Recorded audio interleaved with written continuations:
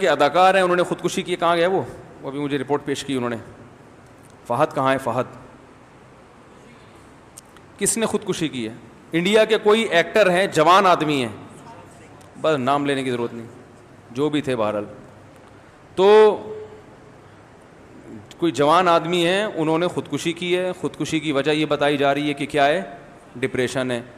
تو لوگ مجھ سے ایک سوال پوچھ رہے ہیں کہ بھائی وہ مغفرت کی دعا کرنا جائز ہے یا نہیں ہے, طرز کھانا جائز ہے یا نہیں ہے. دیکھو غیر مسلم کی تو مغفرت کی دعا کی ویسے بھی اجازت نہیں ہے نا, اور غیر مسلموں کا اگر اعتراض ہو کہ آپ مسلمانوں کے لیے تو مغفرت کی دعا کرتے ہو, ہمارے لیے کیوں نہیں کرتے, تو بھائی آپ کو اس لیے اعتراض نہیں ہونا چاہیے کہ آپ تو ویسے ہی قبر کو مانتے ہی نہیں ہو. آپ تو قبر کے عذاب, قبر کا ثواب اس کو مانتے ہو ہی نہیں. تو جو آپ کے لیے کی صحت پہ کیا اثر پڑتا ہے کہ کوئی آپ کے لیے مغفرت کی دعا کرے یا نہ کرے. یہ تو ان لوگوں کے لیے ہے جو ان چیزوں کو مانتے ہیں. مسلمان مانتے ہیں کہ مرنے کے بعد قبر یا تو جنت کے باغوں میں سے ایک باغ ہے یا جہنم کے گڑھے میں سے ایک گڑھا ہے. جس کو قبر نہیں بھی ملتی تو قبر سے مراد یہ جسمانی قبر نہیں ہے, یہ جو مٹی کی ہوتی ہے. قبر سے مراد یہ ہوتا ہے کہ مرنے کے بعد انسان جس برزخ کی حالت میں ہوتا ہے وہی اس کی قبر ہے.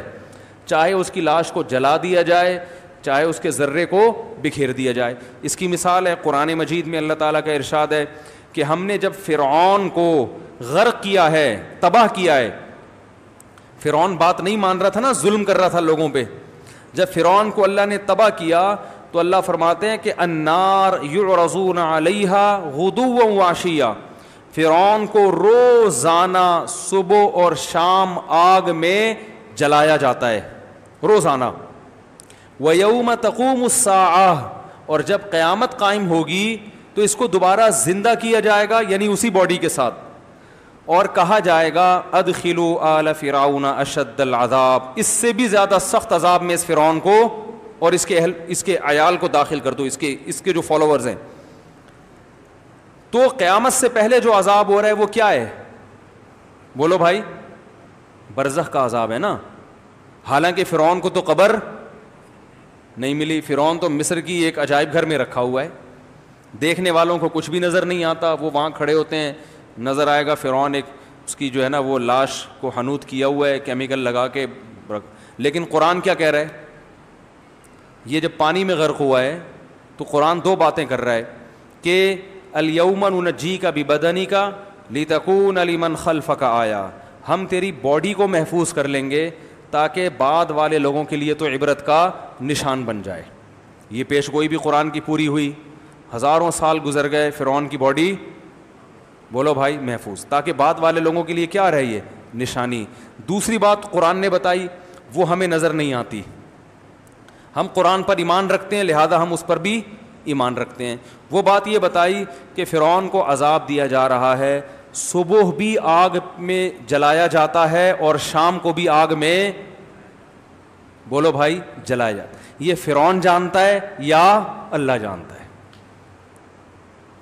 غیر مسلم اس چیز کو بولو بھائی نہ ہندو مانتے ہیں, عیسائی اور یہودی تو مانتے ہیں لیکن وہ پھر آگے کچھ چیزیں نہیں مانتے. وہ اتنا تو مانتے ہیں قبر کا عذاب ہوتا ہے, مگر وہ کیوں ہوتا ہے یہ نہیں مانتے. وہ کہتے ہیں شرک بھی کرو تو بھی کوئی فرق نہیں پڑتا. وہ کہتے ہیں ہمیں نہیں ہوگا یہ عذاب, جبکہ ہم کہتے ہیں آپ کو بھی ہوگا, اس لیے کہ آپ جیسے فرعون نے اللہ کی نہیں مانی تو آپ بھی اللہ کی نہیں مان رہے. اللہ کا سب سے پہلا حکم ہے توحید.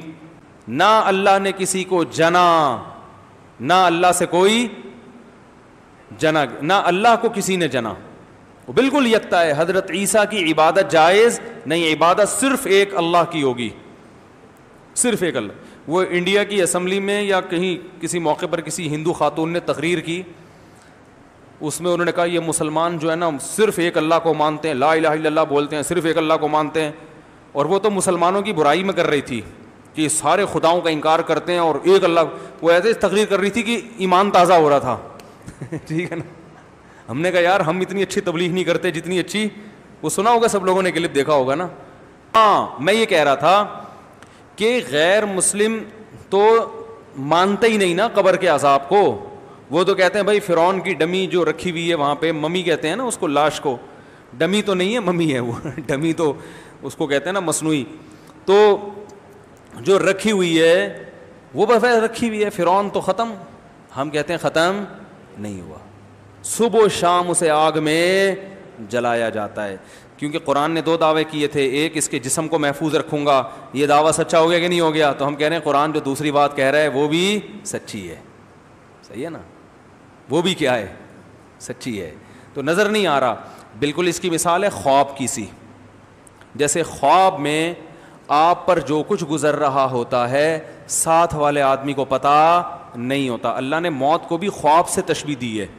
اللہ یتوفی الانفس حین موتها والتی لم تمت فی منامها. فرمایا اللہ تمہاری روحوں کو قبض کرتا ہے نیند کے وقت بھی اور موت کے وقت بھی.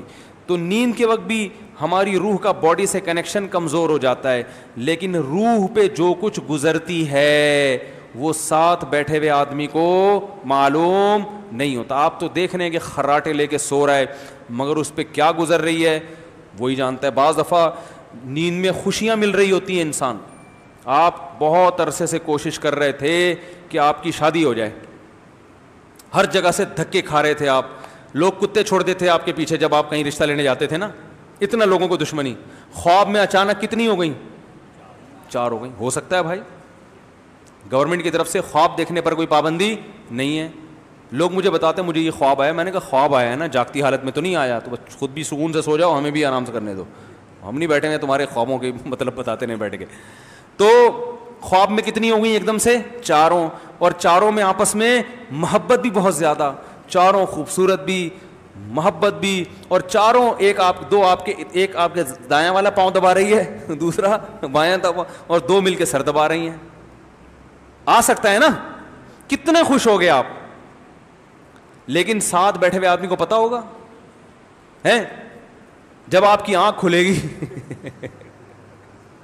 آنکھ کھلے گی تو پتا چلے گا بھائی تمہاری قسمت میں وہی ہے جو کنوارا پنی ہے, ابھی مزید دھکے کھانے ہیں. جاب لگ جاتی ہے, لوگ کوشش کر رہے ہیں کہ اور اچانک خواب میں امریکہ چلا گیا آدمی, وہ خوشی سے پھولا نہیں سما رہا.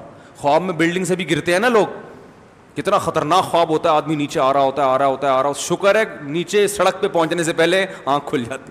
کتنی خوشی ہوتی ہے یار, اللہ کا کتنا فضل ہو گیا, ورنہ آج تو ہڈی پسلی گئی تھی. ساتھ بیٹھے ہوئے آدمی کو پتا ہوتا ہے بھائی؟ کچھ نہیں پتا ہوتا. تو اسی طرح اللہ نے ہمیں قرآن میں بتایا ہے کہ بھائی جب تم مر جاتے ہو تو ایک جہاں سے دوسرے جہاں میں ٹرانسفر ہوتے ہو, فنا نہیں ہوتے. فنا تمہاری باڈی ہوتی ہے, روح کبھی فنا نہیں ہوتی. اب لوگ کہتے ہیں میڈیکل سائنس میں تو یہ چیز آتی نہیں ہے. بھائی میڈیکل سائنس تو اس مادی زندگی کو جانتی ہے. قرآن کہہ رہا ہے وما اوتیتم من العلم الا قلیلا, اللہ نے تمہیں بہت تھوڑا علم دیا ہے. جتنا علم آج سائنس کے پاس ہے اللہ کے حساب سے یہ کیا ہے؟ بہت تھوڑا. بہت کچھ ابھی ہے, ہو سکتا ہے فیوچر میں انسان مطلع ہو جائے, ہو سکتا ہے نہ بھی ہو. تو ہمیں اللہ نے بتایا کہ بھائی مرنے کے بعد یا تو سکون میں یا عذاب میں, یا تو مزے کی زندگی ہے یہ کیا ہے؟ عذاب کی. تو جو مسلمان دنیا سے جائے گا اس کا یہ ایمان تھا, تو ہم اس کے لیے دعا کرتے ہیں اے اللہ اس کی کوتاہیوں کو, گناہوں کو معاف کر دے اور اسے وہاں اچھا مقام عطا فرما. لیکن غیر مسلم جب دنیا سے جائے گا اس کے پاس اس دعا کا آپشن نہیں ہے. تو اب سوال یہ پیدا ہوتا ہے جب آپ آخرت پر یقین ہی نہیں رکھتے تو وہ مر کے کیا ہو گیا؟ ختم. اب اس کو یہ دعا کرنا کہ یہ اللہ اس کی روح کو, اس کی سول کو امن میں رکھے, شانتی کے ساتھ رکھے, یہ سب مس کالیں ہیں. یہ کیا ہیں؟ کلمتن, زبان سے نکلا ہوا ایک کلمہ ہے جو ہوا میں تحلیل ہو گیا. تو اس لیے اللہ نے غیر مسلم کے لیے مرنے کے بعد, زندگی میں دعا کر سکتے ہیں, مرنے کے بعد دعا کرنے کی اجازت نہیں دی, کیونکہ اس کا اس لائف پر ایمان تھا ہی نہیں. یہ اللہ کی طرف سے سزا ملتی ہے غیر مسلم کو کہ جب تم اس پر ایمان ہی نہیں رکھتے تھے تو اب بعد والوں پر میں پابندی لگا دوں گا کہ مرنے کے بعد تمہارے لیے دعا کریں.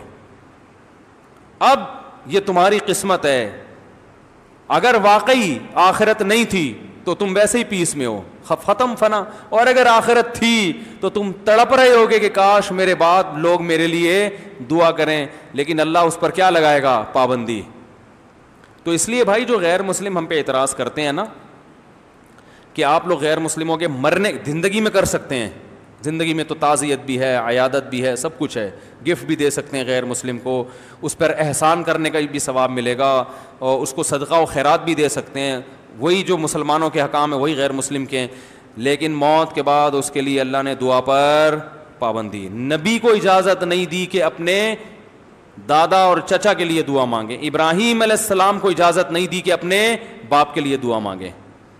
تو اس لیے کوئی ایکٹر دنیا سے چلا جاتا ہے تو آپ اس کے لیے مغفرت کی دعا بولو بھائی نہیں کر سکتے. اس پر غیر مسلم اعتراض کریں کہ بھائی یہ کیا بات ہے, تم تو بڑے متعصب ہو, تو آپ کے اس میں کوئی اعتراض کی بات نہیں ہے بھائی, جو تمہارا کانسیپٹ ہے ہم اسی کے لحاظ سے تمہارے ساتھ پیش آ رہے ہیں. تمہارے مذہب میں نہیں ہے نا موت کے بعد زندگی, تو ہم اگر دعا نہیں مانگ رہے تو کیا ہے, تمہارے حساب سے چل رہے ہیں نا, سمجھ رہے ہیں, تو اس کو غیر مسلم کو اعتراض کا حق بولو بھائی نہیں ہے. سمجھ گئے بات کو. دوسری بات یہ, ایسے واقعات سے عبرت حاصل کرنی چاہیے. دیکھو ہمارے ہاں نوجوان سب سے زیادہ خوش قسمت کس کو سمجھتا ہے, ایکٹروں کو, کیونکہ سب سے زیادہ عزت بھی ایکٹر کی. دیکھو ابھی یہاں کوئی سائنٹسٹ آ جائے, بہت بڑا ڈاکٹر آ جائے, 4 آدمی پیچھے مڑ کے دیکھیں گے, لیکن اگر پتہ چل جائے بھائی بالی ووڈ یا ہالی ووڈ کا کوئی مشہور ایکٹر آ گیا, سارے مڑ کے دیکھیں گے کہ نہیں دیکھیں گے, ہے بھائی, سب چلے جائیں گے وہاں پہ. عزت ایکٹروں کو بہت ملتی ہے, اور پیسہ تو ایسا کہ ان سے سنبھلتا ہے ہی نہیں, اتنا ملتا ہے, بہت کم عمری میں ان کو بہت کچھ مل جاتا ہے. اس کے بعد بھی اگر کوئی لٹک کے ہلاک ہو رہا ہے, کوئی پھندے سے اپنے آپ کو قتل کر رہا ہے, اس کا مطلب بھائی یہ ہاتھی کے دانت دکھانے کے ہیں, کھانے کے بولتے کیوں نہیں آئی نہیں ہے. رنگ رلیوں پہ زمانے کی نہ جانا اے دل, یہ خزاں ہے جو با انداز بہار آئی ہے. ہم نے بڑے بڑے علماء کو دیکھا ہے. تو میں وہاں آسٹریلیا گیا, اتنا سکون کا ماحول, میں حیران ہو گیا بھائی سب سے زیادہ کیسز کس کے ہیں بولو ڈپریشن کے. یہ کئی ڈاکٹروں نے بتایا. تو میں نے کہا پاکستانیوں کو ڈپریشن ہوتی ہوگی, کہہ رہے نہیں بھائی, میرا خیال تھا پاکستانی جن کو جاب نہیں مل رہی, اللیگل آئے ہوئے ہیں, پکڑے جانے کا ڈر ہے, ان کو کوئی ڈپریشن نہیں ہے, وہ اللیگل 20-20 سال گزار لیتے ہیں بھائی. تو یہاں کے جو نیشنل ہیں وہ سب سے زیادہ اسٹریس اور ڈپریشن. میں نے کہا بھائی اس کا مطلب ہے سب کچھ ہونے کے باوجود ایک بہت بڑا فالٹ ہے. سمجھ رہے ہو کہ نہیں سمجھ رہے, بہت بڑا فالٹ ہے. وہ فالٹ کیا ہے وہ میں پہلے بتاؤں. وہ فالٹ یہی بالی ووڈ اور ہالی ووڈ کے ایکٹریس میں بھی ہوتا ہے. عزت مل گئی, شہرت مل گئی, فالٹ رہ گیا باقی. وہ فالٹ ہے دنیا کو مسافر خانہ بولتے کیوں نہیں سمجھتے. ہمیں مذہب نے بتایا ہے یہ دنیا دل لگانے کی جگہ نہیں ہے. یہ سفر سے کون دل لگاتا ہے بھائی. آپ ٹرین میں سفر کر کے جا رہے ہو, سیٹیں کتنی ہی اچھی ہوں, بٹن دبانے پر فوراً آپ کے پاس چائے آ جاتی ہے, کتنا ہی اچھا ہو, اس انوائرمنٹ کو انسان تھوڑا سا انجوائے کر لے گا, لیکن اس ڈبے سے اور ان سیٹوں سے اور اس بوگی سے دل نہیں لگائے گا. کبھی ایسا ہوا کہ ملتان جا رہے ہیں آپ, ٹرین اتنی پسند آئی کہ آپ نے کہا یار یہ ڈرائیور کو اب اپنے ساتھ ہی گھر لے کے چلا جاؤں گا, یا یہ ڈبہ اتنا خوبصورت ایسا لگژری اے سی روم ہے کہ یہ سیٹیں بھی میرے ساتھ ہی گھر لے جاؤ. اور بھائی یہ ٹرین ہے, پہلے سے ذہن میں ایک تصور ہوتا ہے کہ یہ رہنے کی جگہ نہیں ہے, ہوائی جہاز رہنے کی جگہ نہیں ہے. تو جو مسافر خانہ تھا اس کو جب وطن بناؤ گے تو ٹینشن تو ہوگی, ٹینشن ہوگی. ایک مثال سے بات سمجھا کے بات ختم کرتا ہوں. آپ جا رہے تھے ملتان, بلکہ آپ سفر کر رہے ہو پشاور جا رہے ہو, جو ساتھ میں بندہ بیٹھا ہوا ہے وہ کہاں جا رہا ہے ملتان, ٹھیک ہے نا. آپ کو پہلے سے پتا ہے کہ اس کا اسٹیشن الگ ہے, میرا اسٹیشن الگ ہے. تو آپ کیا کرو گے, آپ بولو گے یار ملتان تک تو ذرا ٹائم اچھا گزر جائے تو اس سے دوستی لگا لو, کیا خیال ہے. ملتان کے بعد دیکھیں گے, پھر بوریت دور کرنے کے لیے ہو سکتا ہے کوئی ملتان سے سوار ہو جائے تو اس سے دوستی لگا لیں گے, ورنہ کوئی کتاب پڑھ لیں گے. تو اس نیت سے آپ اس سے دوستی لگاؤ گے کہ بھائی چلو ملتان تک کا سفر کیا ہو اچھا ہو. آپ نے گپ شپ شروع کی, اور بھائی کیا حال ہے, کہاں جا رہے ہو, لوگ کرتے ہیں نا یار, بوریت ہو رہی ہے ذرا گپ شپ ہو جائے, اور بھائی کہاں جا رہے ہو, ملتان جا رہے ہو, اچھا میں تو پشاور جا رہا ہوں, کیا کرتے ہو ملتان میں, یہ وہ وغیرہ وغیرہ. سفر آپ کا اچھا گزر گیا, ملتان آیا, اور وہ ملتان پہ اتر کے اپنے گھر, اور آپ پشاور تک دیکھ رہے ہوتے اب کیا کرنا ہے میں نے. آپ نے کیا کیا, آپ کو سامنے بیٹھا ہوا آدمی اتنا اچھا لگا کہ اس کے حسن و جمال پہ آپ نے باقاعدہ غور کر کے اس کی محبت دل میں بھڑکانا شروع کر دی کہ یار یہ اتنا اچھا آدمی ملتان جا رہا ہے, یہ کیا کرتے ہو جی ملتان میں, بھائی میرا تو کروڑوں کا بزنس ہے. یار بتاؤ زبردست آدمی, خوبصورت بھی تھا وہ. اب آپ کو اتنی اس سے محبت ہو گئی, عشق ہو گیا کہ اب جب ملتان پہ وہ اتر رہے تو آپ پھوٹ پھوٹ کے رو رہے ہو, آپ ٹرین کی دیواروں سے سر مار رہے ہو, یار تو کیوں جا رہا ہے ملتان بھائی, بھائی میں زندگی کیسے گزاروں گا. اب آپ اس کو چھوڑ نہیں رہے کہ تو میرے ساتھ پشاور چل. کہا کہ بھائی اگر تجھے مجھ سے اتنا عشق ہے تو تو میرے ساتھ میرے گھر آ جا ملتان. آپ کو بھائی میرا گھر پشاور میں ہے تو میں تیرے ساتھ ملتان پہ کیوں اتروں گا, میرے تو سارے گھر والے وہاں پر ہیں, میرا کاروبار وہاں ہے. تو لوگ عقل مند لوگ آپ کو دیکھ کے کہیں گے بھائی یا تو اس کو اپنے ساتھ پشاور لے جا یا اسی کے ساتھ ملتان اتر جا, اگر تجھے اس سے اتنی محبت ہے. آپ کہہ رہے ہو کہ نہ تو یہ میرے ساتھ پشاور جانے کے لیے تیار ہے, اس کا گھر کہاں ہے ملتان, اور نہ میں اس کے ساتھ ملتان اتر سکتا ہوں کیونکہ میرا گھر کہاں ہے پشاور.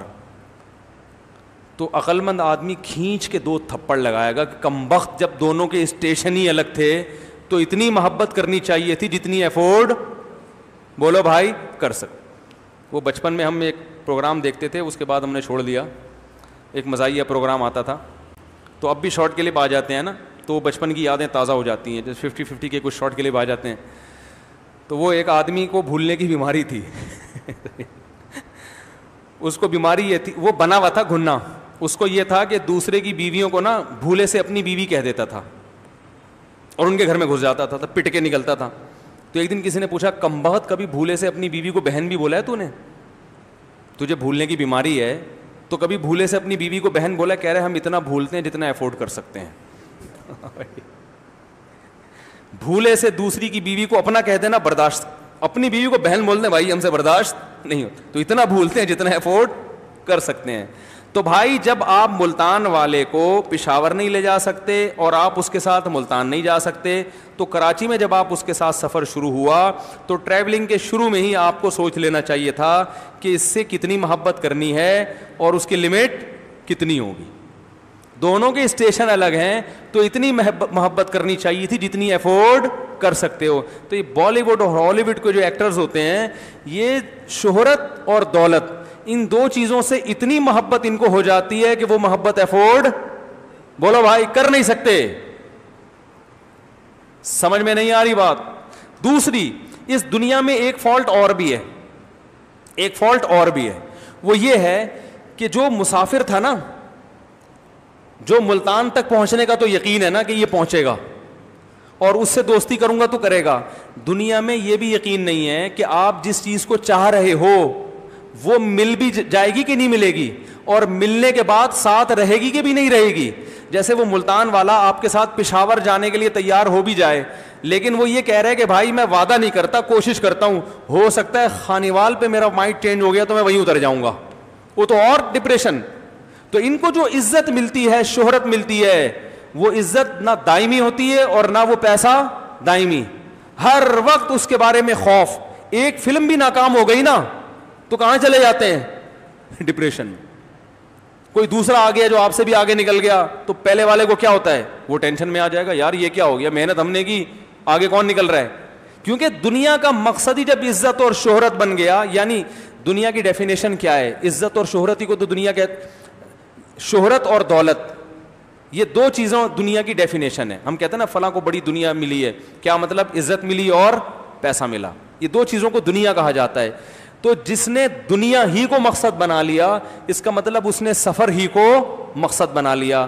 سفر کو مقصد نہیں بنایا جاتا, مقصد ہمیشہ منزل کو بنایا جاتا ہے. محبت منزل سے کی جاتی ہے, منزل کے لیے سفر کو قربان کر دیا جاتا ہے, سفر کے لیے منزلوں کو قربان نہیں کیا جاتا. مسلمان کی ایک منزل ہے آخرت, وہ اس منزل کو دیکھتا ہے, اسے پتہ ہے یہ منزل غربت میں بھی مل سکتی ہے اور پیسے میں بھی مل سکتی ہے, اور عزت ملے گی تو بھی مل سکتی ہے, عزت نہ ملے تو بھی مل سکتی ہے, اس لیے وہ ٹینشن نہیں لیتا, کہتے بھائی آخرت محفوظ ہے. اور جس نے دنیا ہی کو اصل بنا لیا تو ما قضا احد منها لبانته ولن تها عرب الا الى عربی, دنیا ایک ایسی چیز ہے کہ ایک خواہش پوری ہوتی ہے, ہزاروں خواہشات کو جنم دے کے جاتی ہے وہ, تو آپ پھر اس ہر خواہش کو حاصل کرنے کی کوشش کرتے ہیں. دنیا میں ایسا کوئی فنٹر پیدا نہیں ہوا جس کی اللہ ہر خواہش پوری کر دیں. تو جب خواہشات ناکام ہوتی ہیں تو انسان کہاں جاتا ہے؟ ڈپریشن میں. جب یہ ڈپریشن بڑھتی ہے تو پھر کھمبے سے لٹکنے کے خیالات پیدا ہوتے ہیں اور لٹکتے ہیں لوگ. سمجھتے ہو گے نہیں سمجھتے تو بڑا فالٹ ہے بھائی, دنیا کو مسافر خانہ سمجھو, تو پھر ٹینشن کیا ہو جائے گی, ہے بھائی, ختم.